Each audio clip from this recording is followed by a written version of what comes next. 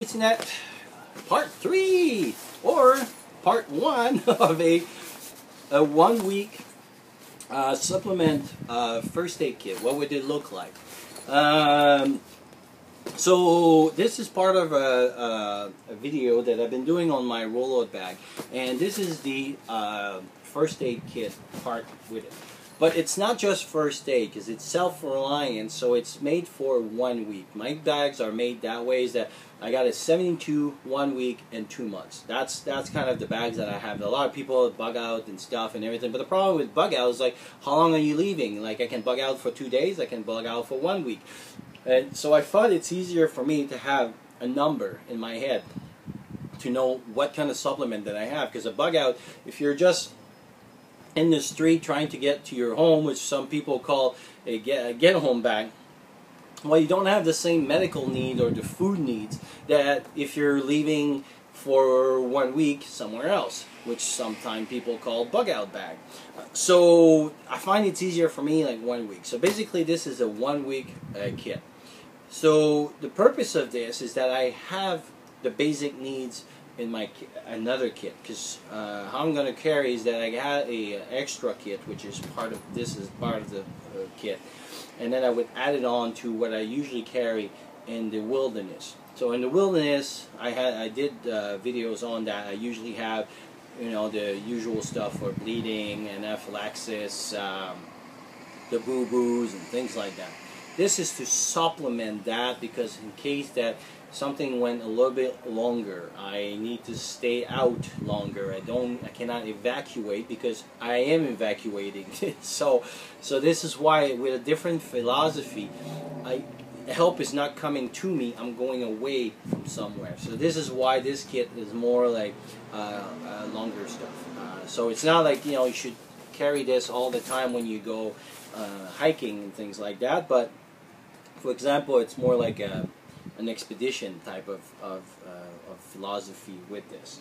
So there's 3 compartments, and basically those 2 here have their own supplies, and here's a little mix match, but it's pretty much thing. So the 3 main things that I would like to continue is that, first of all, wounds. Wounds will need, because if I have a wound on day 1 and it takes me 5 days, a lot of the dressing will be good until 7 days, but if it's bleeding and losing a lot of, like if it's a very large wound or there's a lot of exudate, I'll need to change dressing on a regular basis. And then the 21st century dressing they'll have their limit with this. And so to start with this wouldn't be a good strategy, because then you'll use your good dressings. You'll lose your good dressings very quickly, because they'll be oversaturated with the exudate that you have.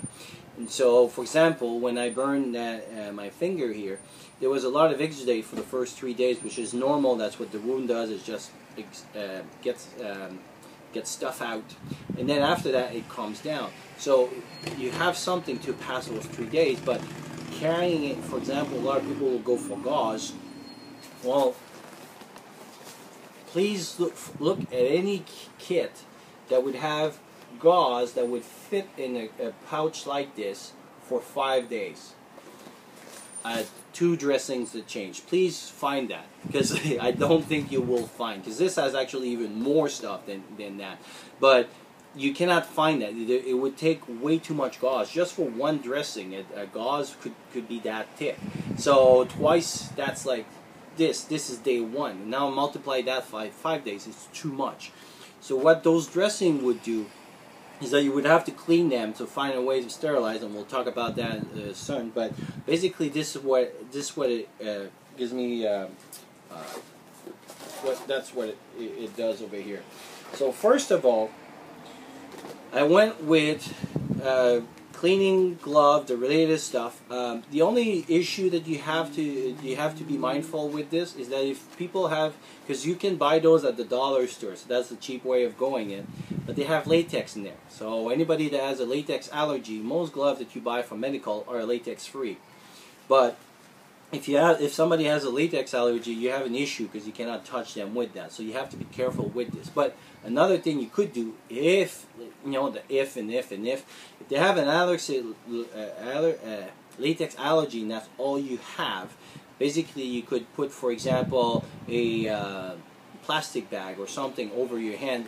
So put the glove and then put a plastic bag between you and the person, so that way you don't really touch directly, or you could give maybe a little bit of Benadryl after you touch them. But again, we're in a situation that the if. So the reason I'm using this is that a lot of time, for example, even at work, I'll take a pair of gloves to transfer a patient something, and I'll pull the glove and basically they just rip it off. So they rip out of me. Like I think it's like 10% on a box that will literally just break as you put them in.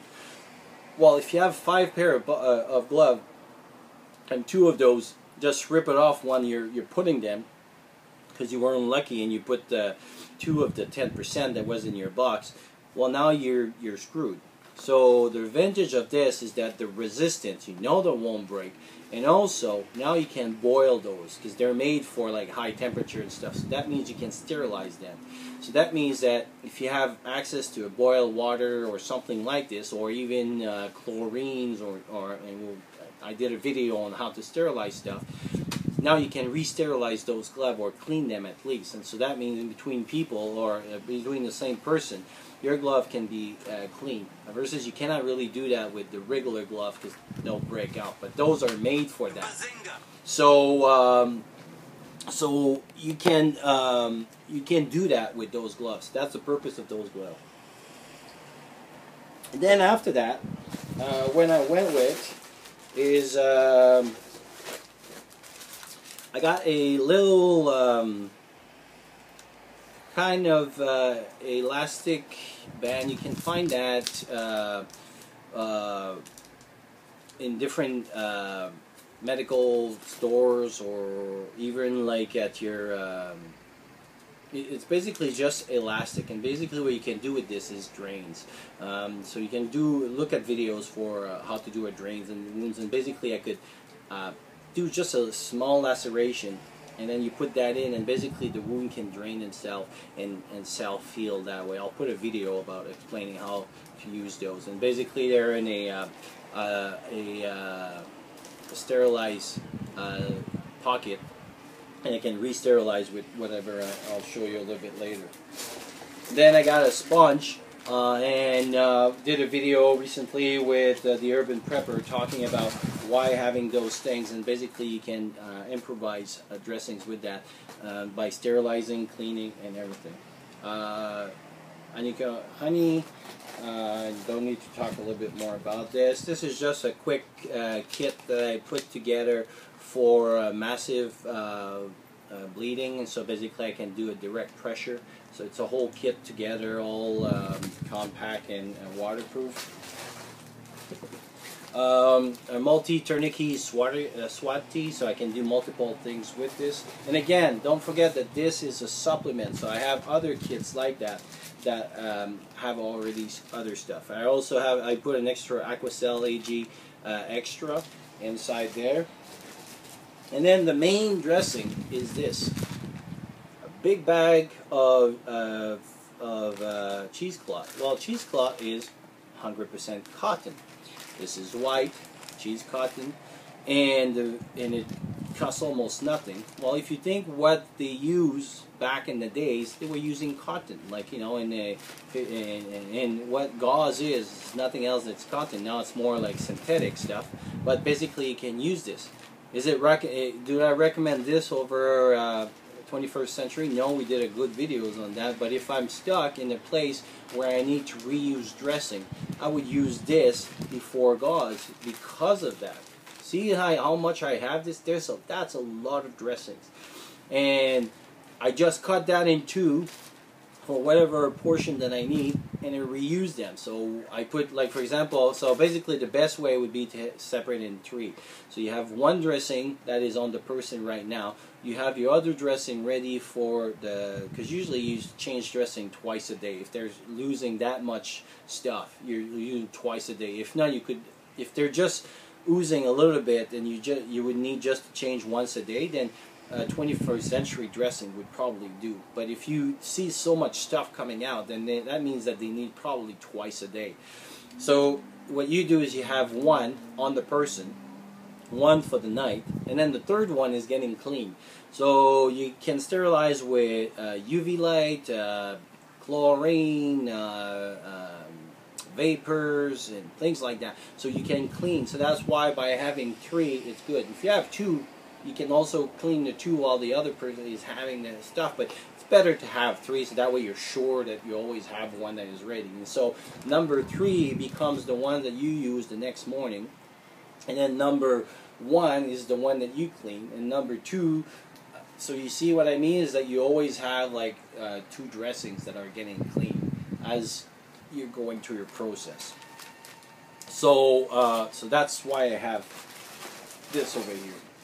On this side here, and also I carry, and I talk about that a little bit, this is basically a cautery tool. So as you can see, if you'll see, it'll get very red. So basically there's a battery in here, very high heat, very quickly. This is on the sterile side, and a lot of the time people will say they carry like those, in case there's an artery and a bleed and stuff like this, and they'll carry those scissors and those clamps. This is better. So if you're about to do that because a person is bleeding so much, you might as well cauterize, because first of all, it will sterilize, because those scissors are not sterile, and if you're at that point and you're going inside arteries and stuff, not very good. Second, you're clamping, so you're not quite sure if you're going to be stopping the bleed. Versus cauterizing, that's why they use those things. So when there's bleeds, like when they do surgery, so it can be used also kind of in the scalpel. You can cut the skin with this. And then when you get to the arteries, you can do, so basically it has kind of double purpose. So that's why I have that over here. Again, last resort, but it fits well, it's portable and everything.